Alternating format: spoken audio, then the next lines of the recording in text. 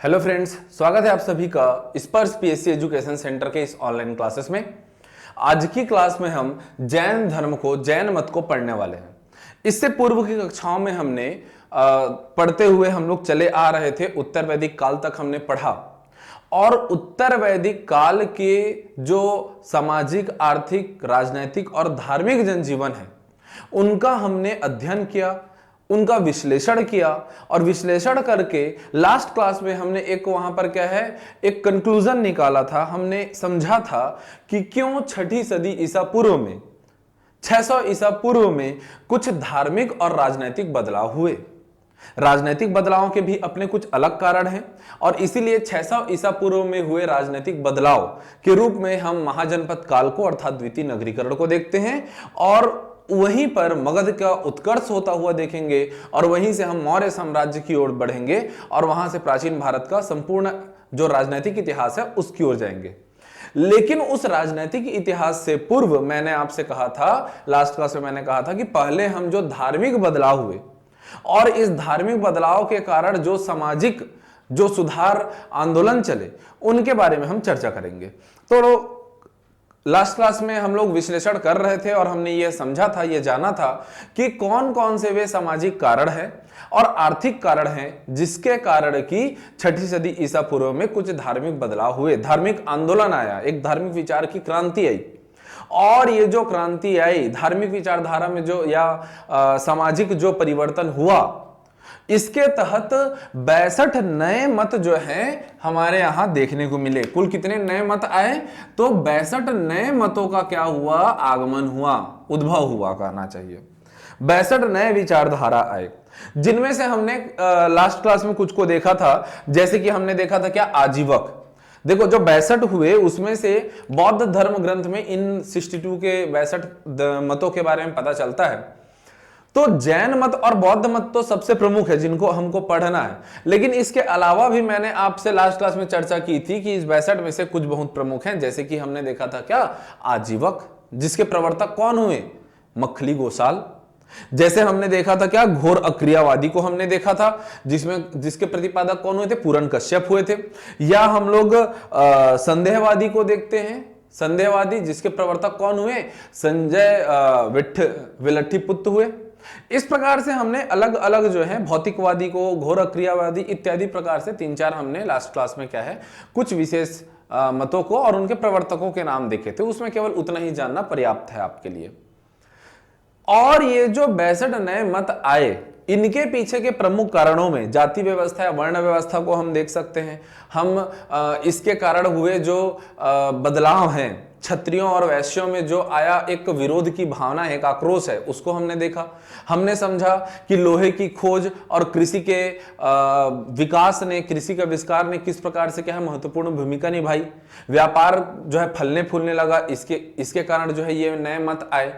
तो 62 मत क्यों न आए ये तो हमने जान लिया, लेकिन विशेष रूप से बौद्ध और जैन मत क्यों प्रसिद्ध हुए ये हमें पता चलेगा क्या, जब हम जैन मत को पढ़ना चालू करेंगे कि क्या कारण थे। देखिए जितने कारण कल जो हमने पढ़ा था, लास्ट क्लास में जो हमने पढ़ा था, वो तो है ही जैन मत के आने के कारण, जैन मत के उद्भव के कारणों में वो तो है ही, लेकिन बाकी मतों में से जैन मत ही क्यों प्रसिद्धि ले पाया। आजीवक को हम बहुत ज्यादा नहीं पढ़ते, हम बौद्ध और जैन को ही पढ़ते हैं। तो क्यों बौद्ध और जैन, इस प्रश्न का उत्तर हमें आज की क्लास से मिलनी चालू हो जाएगी। तो जैन मत को और बौद्ध मत को पढ़ते वक्त जब मैं उत्तर वैदिक काल पढ़ा रहा था तो कुछ बच्चों के मुझे मैसेज आए थे, प्रश्न आए थे कि सर क्या ब्राह्मण इतने ज्यादा बुरे होते हैं, या क्या हमारे धर्म ग्रंथों में ऐसी घटिया बातें लिखी हुई हैं, या बहुत प्रकार से। तो देखिए एक चीज मैं आपको बता रहा हूं, इतिहास को उस धर्म से लेकर के कभी मत जोड़ना जो धर्म आपके परिवार वालों ने, जो धर्म आपके माता ने, आपके पिता ने, जो आपके पेरेंट्स ने आपको सिखाया है, मानव धर्म जो सिखाया है। धर्म को जानिए और उसको अपनाइए। कुछ लोग होते हैं जो धर्म को जानने का प्रयत्न ही नहीं करते, अंधविश्वास पर आगे बढ़ते रहते हैं। तो धर्म को मानिए, लेकिन धर्म की भी मानिए, क्योंकि अगर आप धर्म की मानेंगे तो आपके अंदर जो सबसे पहले जिस चीज का प्रादुर्भाव होगा वो है मानव धर्म। तो मानव धर्म आपके अंदर जागृत होनी चाहिए, वो आवश्यक है। बाकी जो कुछ तथ्य मैं यहां बतलाता हूं, तो एक चीज बता दूं, हमारे इतिहास में अंग्रेजों ने बहुत सारी छेड़खानी की भी है, बहुत सारी छेड़खानियां उन्होंने की है। तो इसलिए कई बार हमें ऐसा महसूस होगा, थोड़े से ज्यादा हम डिफरेंस महसूस करेंगे हमारी आस्था और जो इतिहास है उसमें, तो बहुत इसको लेकर के एकदम भावुक मत हो जाया करें, है ना। मैं आपको वो चीजें बताऊंगा जिससे आपका पेश ही क्लियर होगा और आपकी जीवन निर्वहन की जो प्रकृति है, जो आपकी आस्था है, जो आपका विश्वास है, और जिस धर्म को आपको मानना है, सबसे प्रमुख मानव धर्म, वो आपके परिवार, आपके पेरेंट्स आपको सिखा के रखे हैं। मैं उस पर कभी प्रश्न चिन्ह नहीं उठाता। जैसे अभी अगर मैं जैन मत पढ़ा रहा हूं, तो जैन मत में जो मेरे वीडियो लेक्चर्स देख रहे होंगे, जैन भाई बंधु लोग जितने लोग भी देख रहे हैं, तो भाई जितना आप जिन चीजों को पर विश्वास रखते हैं, जिन चीजों पर आप मानते हैं, मैं उसके बारे में चर्चा नहीं करूंगा। मैं जैन मत के उन बातों के बारे में चर्चा करूंगा जो एग्जाम में प्रश्न आते हैं। और जैन मत की जो मूल भावना है, महावीर स्वामी ने जिन अच्छी बातों को हमें सिखाने का प्रयत्न किया था, हम उस पर चर्चा करेंगे। जब भी हम किसी महान व्यक्तित्व को पढ़ते हैं तो हमारा पढ़ने का मूल उद्देश्य यही होता है कि हम उनकी अच्छी चीजों को सीखें। पहला एक उद्देश्य तो वैसे यही है कि आपको इन चीजों के बारे में, उन चीजों के बारे में जानना है जिससे आपका एग्जाम क्लियर हो। लेकिन एक और बात है, क्या हम उनसे उनकी अच्छी भावनाओं को सीखते हैं। ठीक है, अच्छी भावनाओं को सीखते हैं। आगे चल के ये सारी चीजें जो हम सीख रहे हैं ना, ये आगे चल के गांधी जी के दर्शन में, डॉक्टर भीमराव अंबेडकर के दर्शन में हम सीखेंगे। डॉक्टर भीमराव अंबेडकर कितने महान पुरुष हुए थे। हम देखो, जो हम लोग उत्तर वैदिक काल और इत्यादि जितने भी हम लोग ग्रंथ पढ़ रहे थे, एक कैरेक्टर आपको ध्यान होगा, कर्ण, महाभारत काल में बहुत महान प्रतापी थे वे, है ना। उनका जो व्यक्तित्व है बहुत प्रभावशाली व्यक्तित्व था। या अपने आसपास भी आप देखते हैं तो एक चीज जो देखने मिलता है, कर्ण, बहुत एक प्रश्न भी इससे रिलेटेड आया था, इसलिए मैं इसको चर्चा कर लेता हूं कि उनके साथ अन्याय हुआ था ये वर्ण व्यवस्था के कारण इत्यादि इत्यादि। हाँ, हुआ था, लेकिन उनसे महान डॉक्टर भीमराव अंबेडकर हैं। क्यों? कुछ ही ऐसे मनुष्य हुए पूरे इस इतिहास में जिन्होंने अपने साथ हुए भेदभाव को झेल करके वे आगे बढ़े, और बढ़ने के बाद में अन्य सभी लोगों को, अपने तबके के लोगों को या सभी संपूर्ण मानव जाति को, उनकी सोच को ऊपर उठाने का प्रयत्न किया। और उनमें सबसे बड़ा नाम जो मुझे ध्यान आता है वो है कौन? डॉक्टर भीमराव अंबेडकर। कर्ण को तो जैसे उनका सामर्थ्य मिला और उनको जब उनको अपने समाज के बारे में कुछ कार्य करने का टाइम आया, तो वो क्या, दुर्योधन के पैरों तले उनके दुर्योधन ने उन पर मानसिक विजय प्राप्त कर ली। और कर्ण का सारा सामर्थ्य क्या है? दुर्योधन के पैरों तले कुचला जाने लगा। तो इस प्रकार का व्यक्तित्व नहीं होना चाहिए। आप सभी पढ़िए और संपूर्ण मानव जगत को ऊपर उठाइए। ठीक है, एकदम बहुत ज्यादा भाव विहल मत हो जाया करें ऐसी बातों को सुन करके। ठीक है, हम जैसे ही दर्शन या धर्म की बात करते हैं तो बहुत कुछ चीजें हैं जो हमको सीखनी है। बड़े ही ध्यान से सुनिएगा, चीजों को हम समझते हैं और जैन मत की उन बातों पर चर्चा करते हैं जो हमारे लिए परीक्षा के लिए उपयोगी है, और ऐसे शब्द जो आपको जानने जरूरी है। तो जैन मत क्यों बहुत ज्यादा प्रभावशाली हुआ, बौद्ध इसके बाद हम देखेंगे। जैन मत क्यों प्रभावशाली हुआ, ऐसी कौन सी बातें हैं जिनका उपचार ये जैन मत के लोग ढूंढ रहे थे।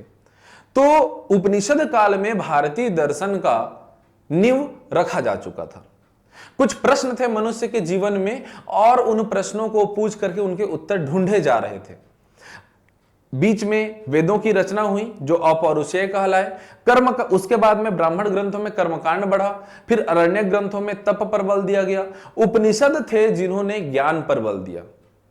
किसी भी ईश्वरी सत्ता पर विश्वास नहीं करना है, आपको स्वयं के ज्ञान का प्रयोग करना है। यह ज्ञान की बात कहां से आई? उपनिषद से आई, और वहीं से ज्ञान से, उस ज्ञान रूपी चक्षु से फिर दर्शन का विकास हुआ।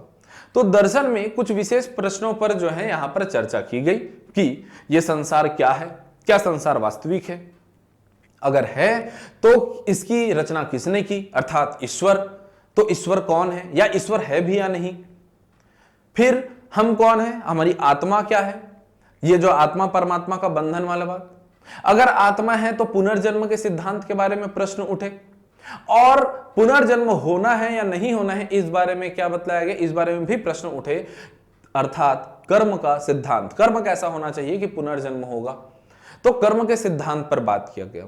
यही रहेगा बौद्ध मत, जैन मत, आगे के दर्शनों, सभी जितने भी दर्शन हम पढ़ेंगे सबका मूल मंत्र इन्हीं प्रश्नों में रहेगा। और जो अंत में मैंने प्रयोग किया, क्या कर्म कैसे करने हैं, तो कर्म के सिद्धांत को, अर्थात जैन मत में, बौद्ध मत में अपने दर्शन के अनुसार कुछ विशेष बातें सिखाई गई कि आपको इस प्रकार के कर्म करने हैं, इस प्रकार के कर्म नहीं करने हैं।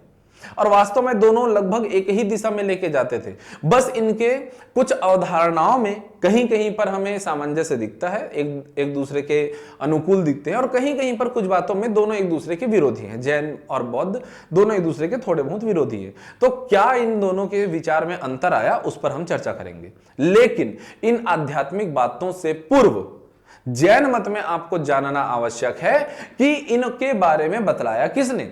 अर्थात हम सबसे पहले चर्चा करेंगे, जैन धर्म को समझेंगे और इनके तीर्थंकरों के बारे में चर्चा करेंगे। ठीक है, तो पहला प्रश्न तो यही है कि जैन का अर्थ क्या होता है, जैन से क्या तात्पर्य है। तो देखिएगा, ये जैन शब्द जो है ये संस्कृत भाषा के शब्द जीन से बना है। किससे बना है? जैन शब्द जो बना है ये किससे बना है? जीन से बना है। और संस्कृत भाषा में इस जीन का तात्पर्य क्या होता है? तो जीन का मतलब होता है, जीन का तात्पर्य होता है जितेंद्रिय। अर्थात वे व्यक्ति जो अपने मन पर, अपने वाणी पर, अपनी काया पर, मन, वाणी और काया तीनों पर ही, अपनी इंद्रियों पर ही जो विजय हासिल कर ले, जो जीत पा सके, वही है जितेंद्रिय अर्थात जिन। और इनको ही कहा गया क्या? जैन। इनको क्या कहा गया? जैन कहा गया। तो जैन शब्द से क्या तात्पर्य है आप समझ सकते हैं इसे। और ये जो जैन मत है, जैन मत को मानने वाले लोग हैं, इनका मानना है कि इनके सबसे प्रमुख जो आचार्य हैं, इनके सबसे प्रमुख जो उपदेशक हैं, वह है कौन? महावीर स्वामी। लेकिन महावीर स्वामी से ठीक पहले 23 अन्य भी तीर्थंकर हुए हैं, जिन तीर्थंकरों के बारे में हमें जानना आवश्यक है। अभी मैंने एक शब्द का प्रयोग किया, तीर्थंकर, तो पहले इस तीर्थंकर शब्द से भी मैं आपको रूबरू करा लूं। तीर्थंकर, देखिए तीर्थंकर किन्हें कहेंगे। मैंने कहा कि जैन मत के जो सबसे प्रमुख आचार्य हुए या उपदेशक हुए या तीर्थंकर हुए, वे कौन है? महावीर स्वामी। और इनसे पहले 23 अन्य हुए। कुल मिलाकर के ये 24 तीर्थंकरों पर विश्वास रखते हैं। इस तीर्थंकर शब्द का मतलब क्या होता है? तो ऐसे जिनेंद्रिय, ऐसे जिन जो कैवल्य की प्राप्ति कर चुके हों और कैवल्य प्राप्त करने के पश्चात निर्वाण प्राप्ति कर रहे हों, वे क्या कहलाते हैं? तीर्थंकर कहलाते हैं। वे कौन है? तीर्थंकर हैं। देखिए, कैवल्य कौन प्राप्त करेंगे? केवलिन कौन कहलाएंगे? जिन्हें संपूर्ण ज्ञान की प्राप्ति हो जाए, जिन्हें संपूर्ण ज्ञान की प्राप्ति हो जाए वे कहलाते हैं केवलिन। अर्थात कैवल्य मतलब कि क्या? सबसे परम ज्ञान, सबसे प्रमुख जो ज्ञान है, अगर वो प्राप्त हो गया तो सर्वोत्तम ज्ञान है, अगर वो प्राप्त हो गया तो वे केवलिन कहलाते हैं। और ऐसे जो केवलिन हैं, जो कैवल्य को प्राप्त किए हुए जो आचार्य हैं, यदि वे संलेखना विधि से क्या करते हैं? वे निर्वाण की प्राप्ति करते हैं, तो उन्हें ही कहा जाता है क्या? तीर्थंकर कहा जाता है। केवलिन होना पड़ेगा, निर्वाण ही नहीं, निर्वाण से पहले केवलिन होना पड़ेगा। बौद्ध मत हम लोग बाद में पढ़ेंगे, लेकिन फिर भी मैं कुछ एक दो शब्दों से आपको परिचित करा दूं। 2-3 बातें हैं जहां पर स्टूडेंट्स जो है कंफ्यूज होते हैं जैन मत और बौद्ध मत में। जैन मत और बौद्ध मत में कुछ बातों को अभी से नोट डाउन कर लीजिए, आगे चल के तो मैं चर्चा करूंगा इस पर। जो सबसे प्रमुख ज्ञान है, प्रमुख ज्ञान कहें या कहिए जो अंतिम ज्ञान है या जो संपूर्ण ज्ञान है, जैन मत में उसे कैवल्य कहा गया है। कैवल्य की प्राप्ति मतलब संपूर्ण ज्ञान की प्राप्ति। इसे बौद्ध मत में निर्वाण कहा गया है। क्या कहा गया है? इसे निर्वाण कहा गया है।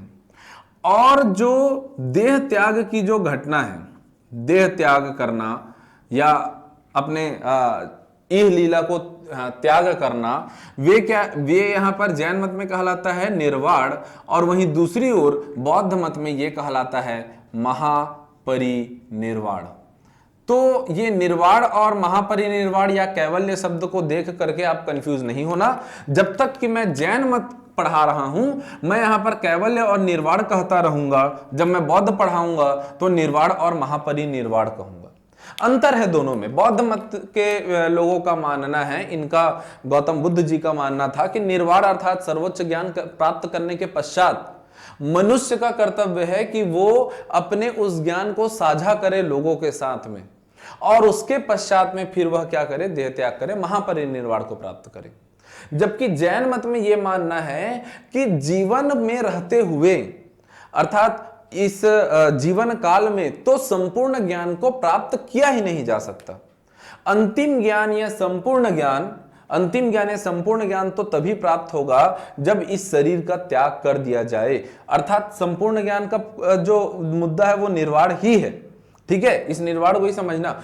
जीवन काल में जिस अंतिम ज्ञान को प्राप्त किया जा सकता है वो कैवल्य है, और उसके पश्चात फिर मृत्यु के पश्चात ही अंतिम ज्ञान को प्राप्त किया जा सकता है, ऐसा जैन मत का मानना है। तो तीर्थंकर, मेरे ख्याल से दोस्तों आप लोग को समझ आ गया होगा कि तीर्थंकर कौन कहलाए, तीर्थंकर किन्हें कहते हैं, और इन्हीं तीर्थंकरों के बारे में हमें अभी चर्चा करना है। तो जैन मत के इन सभी 24 तीर्थंकरों के बारे में हमें अध्ययन करना है। इनमें से एक चीज ध्यान रखिएगा आप कि ऐतिहासिक रूप से जो 23वें एवं 24वें तीर्थंकर हैं वे महत्वपूर्ण हैं। इससे पहले के जो अन्य प्रथम से लेकर के 22 तक के जो तीर्थंकर हैं उन पर ऐतिहासिक रूप से अगर देखें तो उनका इतिहास संदिग्ध है, वो स्पष्ट नहीं है, बहुत कुछ स्पष्ट जानकारी वहां से नहीं मिलती। तो ऐतिहासिक रूप से प्रामाणिक किनको माना जाता है, 23वें तीर्थंकर और 24वें तीर्थंकर को। इसलिए इनके बारे में हम थोड़ा ज्यादा अध्ययन करते हैं और करेंगे अभी। और जो बाकी बचे हुए हैं उनके बारे में बस हम लोग थोड़ी बहुत बातें चर्चा करते हैं। बाकी अधिकांशतः जो प्रश्न है वो 23वें और 24वें तीर्थंकर को लेकर के पूछे जाते हैं। लेकिन फिर भी हम एक बार देख लेते हैं, एक दो जो महत्वपूर्ण बिंदु हैं उस पर मैं ज्यादा चर्चा करूंगा। बाकियों के नाम मेरे साथ साथ आप देखते चले जाएंगे कि कौन कौन से हुए हैं। तो जैन धर्म के तीर्थंकर और उनके प्रतीक चिन्हों के साथ हम देखेंगे। सबसे पहले हैं कौन, ऋषभदेव, जिनको आदिनाथ भी कहा जाता है। कौन है सबसे पहले, ऋषभदेव, जिन्हें आदिनाथ के नाम से भी जाना जाता है। और ये जो ऋषभदेव हैं ये कौन है, ये जैन मत के प्रथम तीर्थंकर हैं। कौन है ये, जैन मत के प्रथम तीर्थंकर हैं। दूसरे हैं अजितनाथ, जिनका प्रतीक चिन्ह है गज। संभवनाथ, प्रतीक चिन्ह है अश्व। अभिनंदननाथ, प्रतीक चिन्ह है कपि। सुमतिनाथ, प्रतीक चिन्ह है क्रौंच। पद्म प्रभु, प्रतीक चिन्ह है पद्म। सुपार्श्वनाथ, स्वास्तिक। चंद्र प्रभु, चंद्र। अब छत्तीसगढ़ पीएससी की तैयारी करने वाले जितने भी स्टूडेंट्स हैं उनको ध्यान आ गया होगा। वैसे तो ये पुरानी बात है, 2-3 साल पहले की बात है, परंतु एक विशेष मूर्ति बनाई गई है। कहाँ, शिवनाथ नदी के तट पर दुर्ग जिले में, चंद्र प्रभु जी की। तो इससे आप रिलेट करके उसको रखिएगा। ठीक है, सुविधिनाथ, मकर। शीतलनाथ का प्रतीक चिन्ह है श्रीवत्स। श्रेयांशनाथ के प्रतीक चिन्ह है गैंडा। वसुपूज्य के प्रतीक चिन्ह है महिष। विमलनाथ का प्रतीक चिन्ह है वराह। अनंतनाथ के प्रतीक चिन्ह है स्नेह। धर्मनाथ के प्रतीक चिन्ह है वज्र। शांतिनाथ के प्रतीक चिन्ह है मृग। कुंथुनाथ के प्रतीक चिन्ह है अज। अरनाथ के प्रतीक चिन्ह है मीन। मल्लीनाथ के प्रतीक चिन्ह है कलश। अच्छा, मल्लीनाथ जी के बारे में एक चीज बिल्कुल जान लीजिएगा, समझ लीजिएगा। आगे चल के जब हम जैन मत को जब हम लोग देखेंगे कि ये दो रूपों में, अपने दो मतों में विभक्त हो जाएंगे, एक कहलाएंगे श्वेतांबर, एक कहलाएंगे दिगंबर। तो जो श्वेतांबर मत को मानने वाले लोग हैं उनका मानना है कि जैन मत के 19वें तीर्थंकर मल्लीनाथ जी, ये जो है ये एक स्त्री है, एक नारी है। कौन मानता है ऐसा, श्वेतांबरों का मानना है कि मल्लीनाथ जी क्या है, नारी हैं, स्त्री हैं। जबकि दिगंबरों का मानना है कि मल्लीनाथ कौन है, मल्लीनाथ है पुरुष। ठीक है, यहां पर ये अंतर देखने मिलता है। मुनि सुव्रत के प्रतीक चिन्ह है कुर्म। नेमिनाथ जी के प्रतीक चिन्ह है नीलोत्पल। अरिष्ट नेमि के प्रतीक चिन्ह है शंख। अब अरिष्ट नेमि जी के बारे में भी कुछ बातें जान लेते हैं। सबसे पहली बात तो ये बिल्कुल नोट डाउन करिएगा इनके बारे में, अरिष्ट नेमि जी के बारे में नोट डाउन करिएगा कि अरिष्ट नेमि जी का वर्णन ऋग्वेद में मिलता है। अरिष्ट नेमि जी का वर्णन ऋग्वेद में मिलता है, पहली बात। दूसरी चीज इनके बारे में जान लीजिए कि अरिष्ट नेमि जी के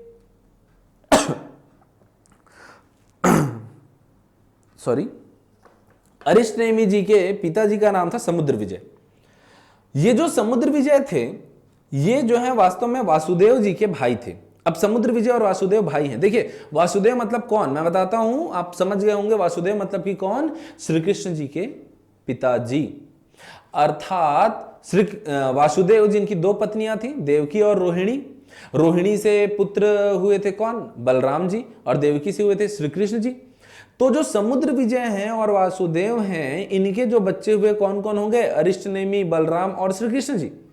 अर्थात अरिष्टनेमी और श्री कृष्ण जी और बलराम जी ये कौन है, ये सबके सब एक क्या है, चचेरे भाई हैं। कौन है ये लोग, चचेरे भाई। तो प्रश्न ऐसा एक बार पूछा गया था और पूछे जाते हैं ऐसे प्रश्न कि श्री कृष्ण जी के समकालीन कौन थे, कौन से जैन तीर्थंकर श्री कृष्ण जी के समकालीन थे, तो आप बताएंगे कौन थे, ये 22वें वाले, अर्थात कौन, अरिष्टनेमी। चलिए ये महत्वपूर्ण बात हुई। इसके पश्चात में हम आगे बढ़ते हैं, देखते हैं किनको हम देखेंगे, 23वें तीर्थंकर अर्थात पार्श्वनाथ को। पार्श्वनाथ, इनका प्रतीक चिन्ह क्या है, सर्प या सर्प का फण, ठीक है, सर्प लिखे तो भी वही है, ठीक है। तो 23वें तीर्थंकर, देखिए इनके बारे में भी ऐतिहासिक जानकारी मिलती है। इनके जो पिता थे वो थे अश्वसेन, और अश्वसेन जी जो थे वो वाराणसी के शासक थे।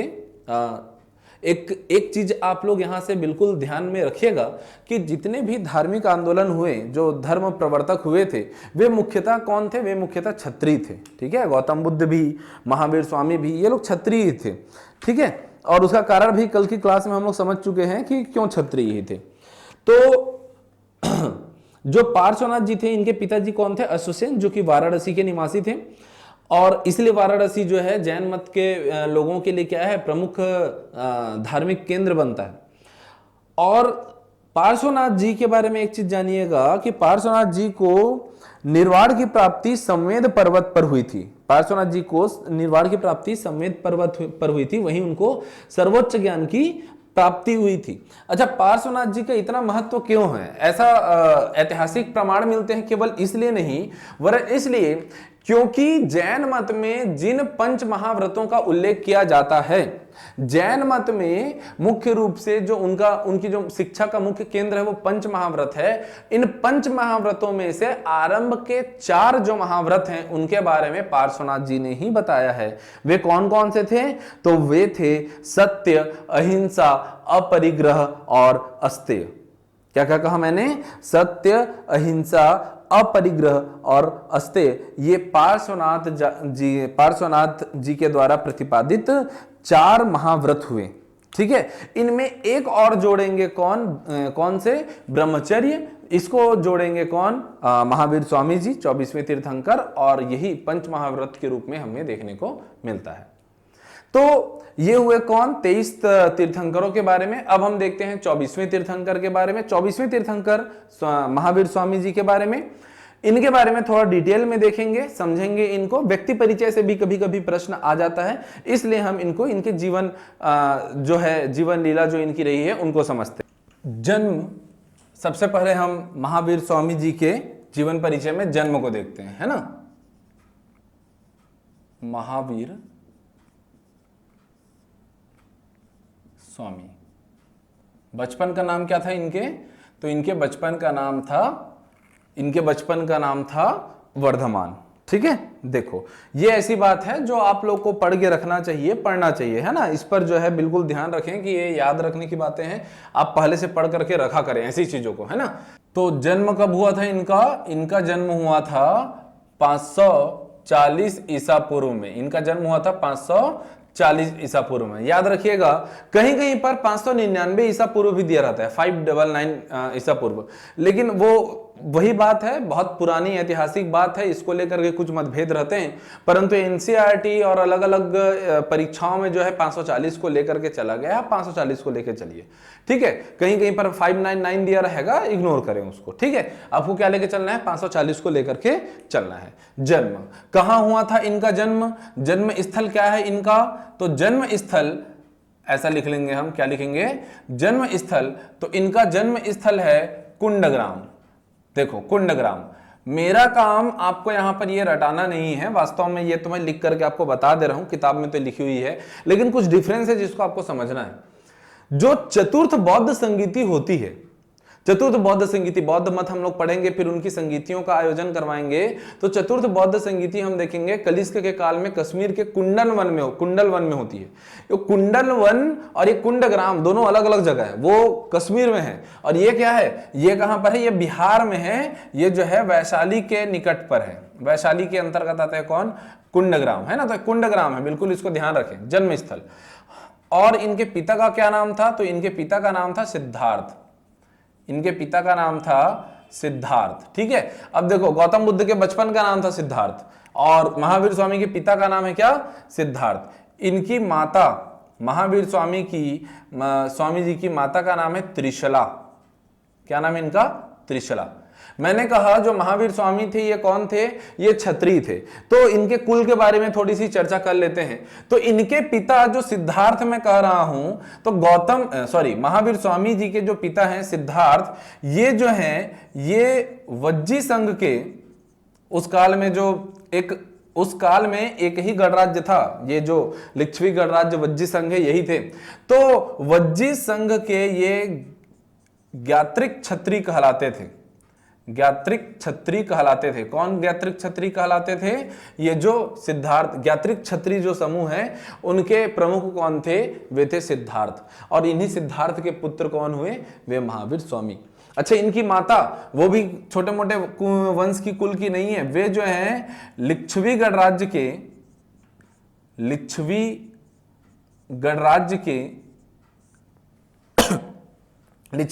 के जो शासक थे चेटक की बहन थी। लिच्छवी गणराज्य के शासक चेटक की बहन थी। अब देखो ये जो है ये भी ज्ञात्रिक क्षत्रिय हैं, प्रमुख हैं वज्जी संघ के। और ये जो लिच्छवी गणराज्य के शासक हैं चेटक, प्रमुख है चेटक, उनकी बहन है कौन, त्रिशला। तो इस प्रकार से महावीर स्वामी जो है ये एक क्षत्रिय कुल से जो है संबंध रखते हैं। अच्छा, चेटक वही है, आपको आगे चल के जब मैं राजनीतिक इतिहास पढ़ाऊंगा तो वहां बताऊंगा मैं कि ये जो चेटक है ना, इनकी एक पुत्री होती है चेलन्ना, और इनकी पुत्री चेलन्ना का विवाह होता है बिंबिसार से। किससे होगा, बिंबिसार से। देखो बिंबिसार का नाम बहुत ज्यादा हाईलाइट करेंगे, हम पढ़ेंगे जब हम पढ़ेंगे 6ठी सदी से पूर्व में राजनीतिक जो बदलाव हुए। मगध के उत्कर्ष में सबसे प्रमुख कारण हर्यक वंश के सबसे पहले शासक बिंबिसार का था। बिंबिसार ने बहुत सारी अच्छी नीतियां अपनाई जिसके कारण मगध को उत्कर्ष हो सका। और उन अच्छी नीतियों में से एक नीति कौन सी थी, बिंबिसार का चेलन्ना के साथ विवाह करना। चेलन्ना कौन है, चेटक की पुत्री। और ये कौन हुए, महावीर स्वामी कौन हुए, महावीर स्वामी चेटक के कौन हो गए, भांजे हो गए।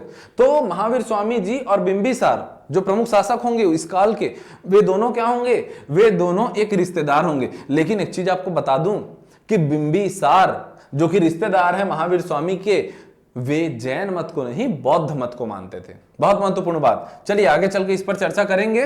ये तो रिलेट करते हुए आपको अभी मुझे बताते चलना है, इसलिए मैं बता रहा हूं आपको, ताकि एकदम फैक्ट रटने जैसा ना लगे आपको, है ना। फैक्ट मत रटते रहा करो, ऐसी कुछ बातों को आप रिलेट करना। जब मैं चेलन्ना के बारे में बताऊंगा, बिंबिसार बताऊंगा, तो इस कहानी को आप दोबारा याद करना, है ना। मैं फिर से बताऊंगा उसको। माता, चलो अब देखते हैं क्या महावीर स्वामी के बचपन का नाम, अभी हमने इनके बचपन का नाम लिया था, क्या नाम था इनका, सॉरी फिर सिद्धार्थ, देखो मैं खुद कंफ्यूज हो जा रहा हूं, क्या लिखना है यहां पर, वर्धमान। ठीक है, बचपन का नाम कौन है, क्या है इनका, वर्धमान। पत्नी कौन थी इनकी, देखो पत्नी के नाम में भी बड़ा दिक्कत है इनके। पत्नी कौन थी, यशोदा। गौतम बुद्ध जी के पत्नी का नाम भी लगभग सेम होगा। और ये जो यशोदा थी ना, ये यशोदा भी एक राजकुमारी थी। ये जो है कुंडी गोत्र की राजकुमारी थी। कुंडी गोत्र की राजकुमारी थी कौन, यशोदा। महावीर स्वामी और उनकी पत्नी यशोदा से उन्हें एक पुत्री रत्न की प्राप्ति हुई। और इनकी पुत्री जिनका नाम था अड़ोज्जा, क्या नाम था इनका, अड़ोज्जा, या इन अड़ोज्जा को प्रियदर्शना भी कहा जाता था। ठीक है, ये हो गई कौन, इनकी पुत्री। इसके अलावा हम देखते हैं कि महावीर स्वामी के अब पुत्री हैं तो दामाद होंगे। तो इनके दामाद का नाम था जामाली। अब दामाद का नाम इतना भी डिटेल में पढ़ना है क्या सर, ऐसा आपके मन में आ रहा होगा, तो देखो बताता हूं आपको जामाली का नाम क्यों याद रखना है, दामाद था करके नहीं याद रखना है। वास्तव में जो जामाली है ये जो है ये महावीर स्वामी के प्रथम शिष्य होंगे।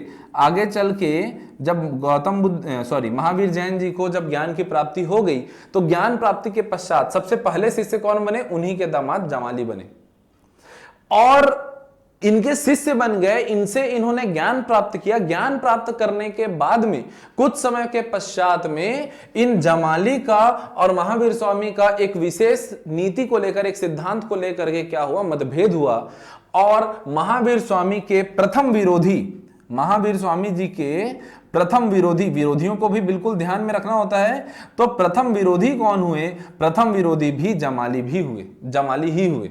ठीक है, तो ये आपको ध्यान में रखना है। अगर आपको पूछे कि महावीर स्वामी के प्रथम शिष्य कौन थे तो जामाली, और उनके प्रथम विरोधी कौन थे तो वो भी थे कौन, जामाली ही थे।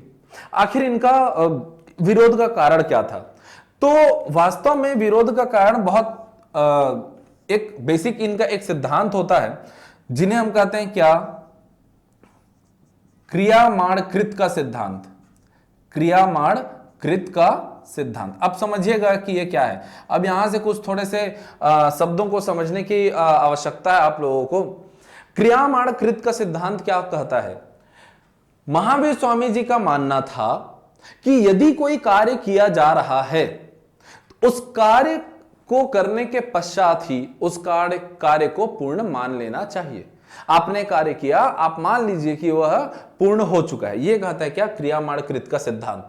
जबकि जो जामाली थे, जामाली ने क्या है, इन्होंने बहुतरवाद का सिद्धांत दिया। क्या दिया इन्होंने, बहुतरवाद का सिद्धांत दिया। इन्होंने बतलाया कि क्रिया तभी पूर्ण मानी जाएगी जब वो पूर्ण होगी। हमने कोई क्रिया कर दी इसका मतलब यह नहीं है कि वह कार्य पूर्ण हो गया। क्रिया के करने से कार्य पूर्ण होगा ऐसा जरूरी नहीं है, ऐसा बतलाया जामाली ने। ठीक है, तो क्रियामाण कृत का सिद्धांत क्या कहता है, क्रियामाण कृत का सिद्धांत जिसको दिया था किसने, महावीर स्वामी जी ने, और उनके अनुसार क्रिया के करने के साथ ही, कार्य के करने के साथ ही उसे पूर्ण माना जाए। जबकि बहुतरवाद के बारे में हम देखते हैं जिसको जामाली ने दिया, इन्होंने बतलाया कि कार्य पूर्ण होने पर ही, कार्य के पूर्ण होने पर ही उसे वास्तव में पूर्ण माना जाए। इस बात को लेकर के, इन दोनों ही सिद्धांतों को लेकर के थोड़ा सा विरोध की भावना उत्पन्न हुई और जो है जामाली इनके प्रथम विरोधी बन गए। ठीक है, प्रथम शिष्य भी है कौन, जामाली। चलिए ऐसे ही इनके एक और शिष्य के बारे में मैं आपको बतला दूं। एक और प्रमुख शिष्य हुए, देखिए एक और इनके प्रमुख शिष्य हुए जिनका नाम था मक्खली गोसाल। क्या नाम है, कुछ याद आ रहा है मक्खली गोसाल का नाम सुन के?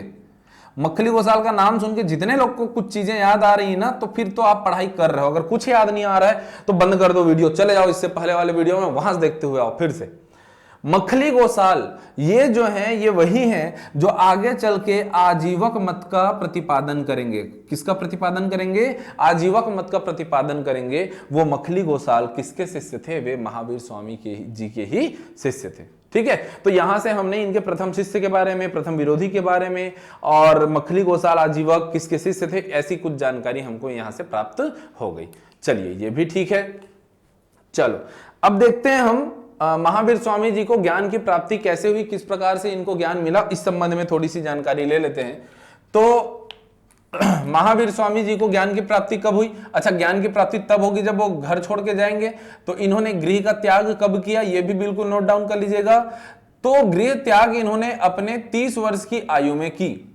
गृह का त्याग इन्होंने अपने 30 वर्ष की आयु में की। इनके बड़े भाई थे नंदीवर्धन।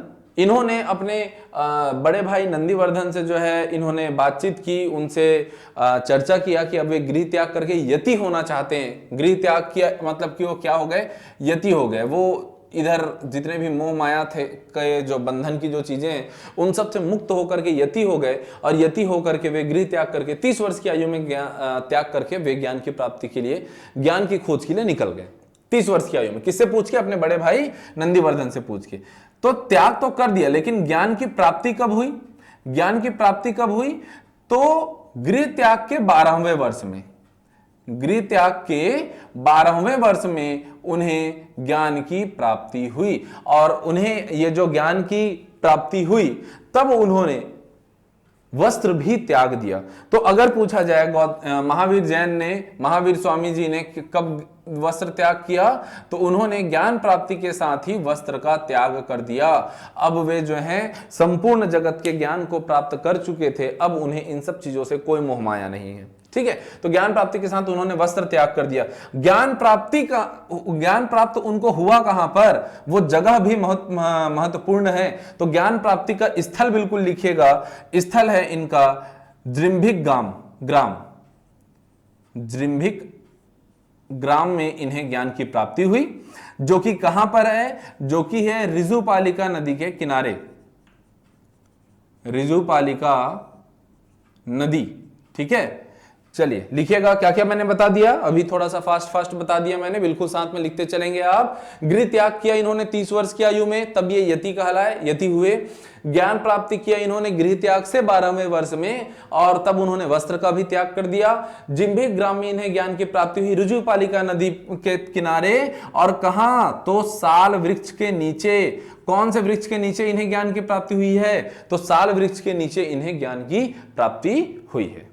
ठीक है, और इन्हें उपाधि किसकी मिली, इन्हें उपाधि किसकी मिली, ज्ञान प्राप्त होने के पश्चात जब ये अपना प्रथम उपदेश दिए, इनके उपदेश बहुत प्रसिद्ध थे, तो जब इन्होंने अपने उपदेश दिए तो इनको क्या है, कुछ विशेष उपाधियां दी गई। कौन कौन से नाम से इनको पुकारा जाता था, तो एक इनको कहा जाता था केवलिन, ये तो हमने पहले भी देखा था। वे जिन्हें संपूर्ण ज्ञान की प्राप्ति हो जाए, कैवल्य की प्राप्ति हो जाए, वे कहलाते हैं केवलिन। एक इन्हें कहा गया जिन अर्थात विजेता। जिन अर्थात क्या, विजेता, अर्थात जिन्होंने अपने क्या इंद्रियों पर विजय हासिल कर ली, वे कहलाए जिन।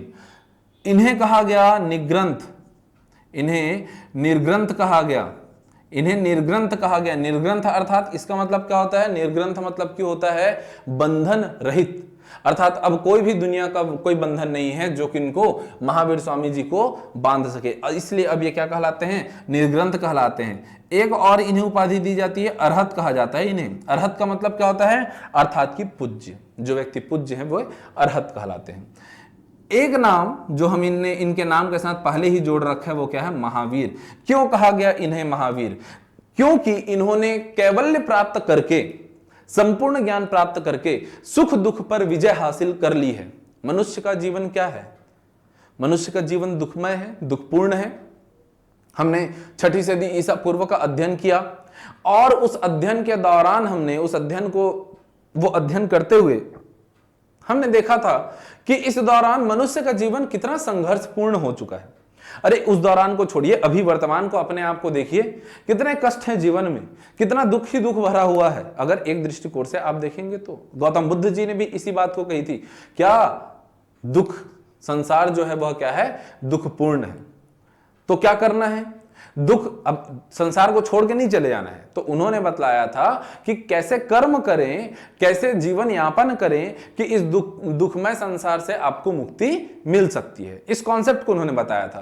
तो ये जो दुख है, उस दुख पर विजय हासिल की थी किसने, महावीर जैन ने।